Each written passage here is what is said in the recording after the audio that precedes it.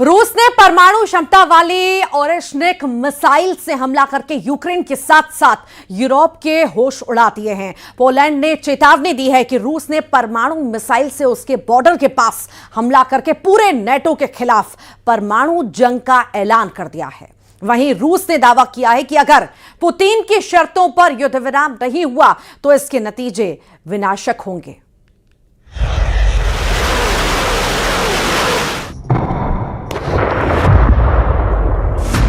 Zelensky के दरवाजे पर परमाणु हमला, रूस की ओरेश्निक का कोहराम।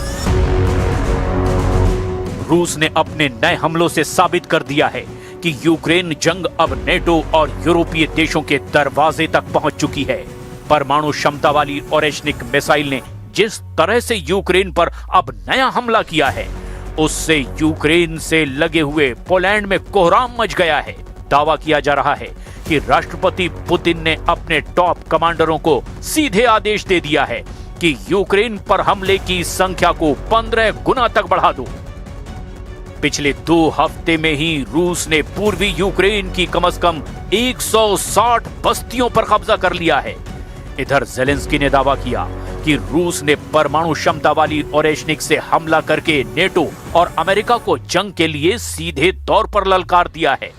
अब हम आपको दिखाने जा रहे हैं कि कैसे 36 घंटे के भीतर ही अमेरिकी मीडिया ने राष्ट्रपति ट्रंप से यह जानने की कोशिश की कि क्या ट्रंप वेनेजुएला के राष्ट्रपति निकोलस मादुरो की तरह ही अब राष्ट्रपति पुतिन को भी अपनी सेना के स्पेशल कमांडो के जरिए अगवा कर सकते हैं। हम आपको ये भी दिखाएंगे कि कैसे यूक्रेन की राजधानी कीव में रूसी हमलों के बाद ब्लैकआउट हो गया है।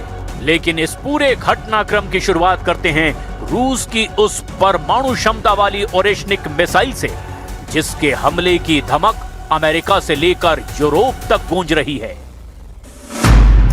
ओरेश्निक से परमाणु धमाका, यूक्रेन से पोलैंड तक तबाही। लगभग 4 साल से चल रहे रूस यूक्रेन युद्ध में आखिर अचानक ऐसा क्या हुआ कि रूस ने अपनी परमाणु क्षमता वाली ओरेश्निक मिसाइल से यूक्रेन पर भीषण हमला कर दिया।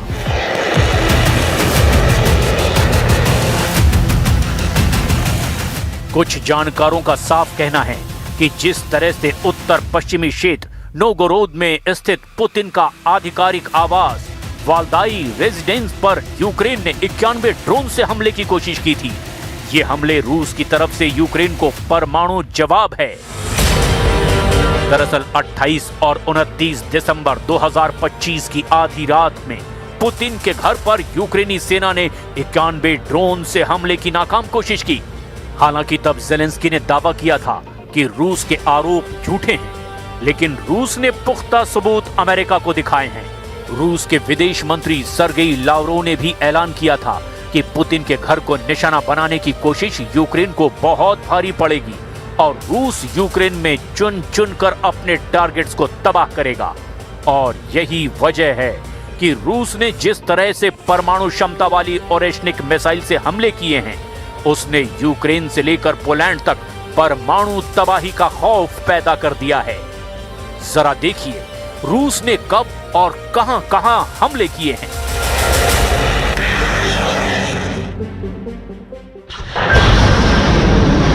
रूस ने यूक्रेन के साथ 2022 से जारी जंग यानी कि 4 साल में दूसरी बार अपनी हाइपरसोनिक बैलिस्टिक ओरेश्निक मिसाइल का इस्तेमाल किया। इस मिसाइल से नेटो सदस्य देश पोलैंड के बॉर्डर के करीब पश्चिमी यूक्रेन में हमला किया गया।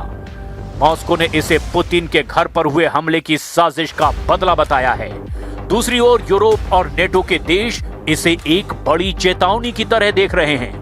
यूरोप का मानना है कि पुतिन ने इस मिसाइल हमले से नेटो को संदेश देने की कोशिश की है। रूस की hypersonic ballistic Oreshnik missile 5000 kilometre तक की रेंज तक पहुंच सकती है।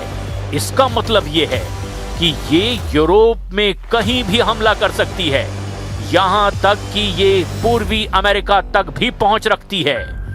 ओरेश्निक मिसाइल के यूके के लेविव शहर के पास गिरने, जो कि पोलैंड सीमा से 60 किलोमीटर दूर है, एक बड़ा संकेत है। यहां सैन्य अड्डा है जिससे युद्ध के दौरान यूक्रेन को हथियार ट्रांसफर किए गए हैं। रूस का ओरेशनिक मिसाइल से हमला इसीलिए चिंता बढ़ाता है क्योंकि ये मिसाइल सैद्धांतिक रूप से परमाणु हथियार ले जा सकती है।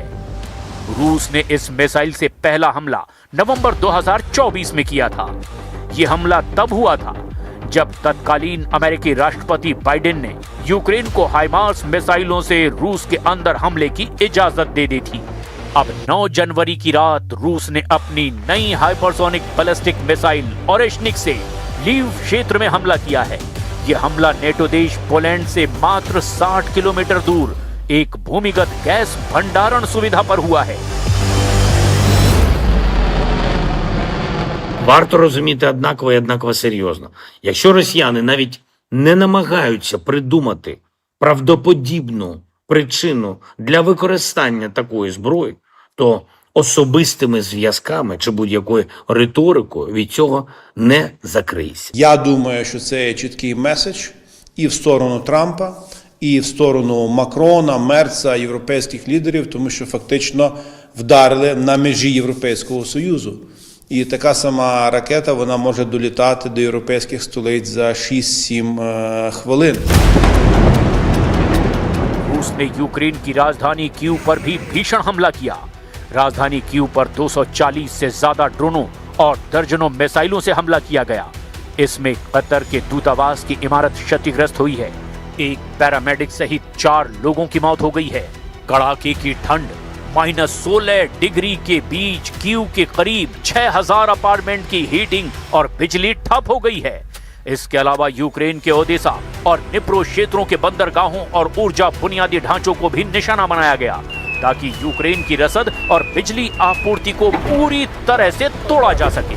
इधर यूरोपियन यूनियन की विदेश नीति प्रमुख काजा कल्लास रूसी हमलों को खतरनाक उकसावा कह रही हैं और यूरोप और अमेरिका के लिए एक सीधी चेतावनी से बताया। यूरोपियन यूनियन की विदेश नीति प्रमुख काजा कल्लास ने अपील की कि यूक्रेन को और ज्यादा एयर डिफेंस सिस्टम देने और रूस पर कई बड़े प्रतिबंध लगाने की बहुत जरूरत है।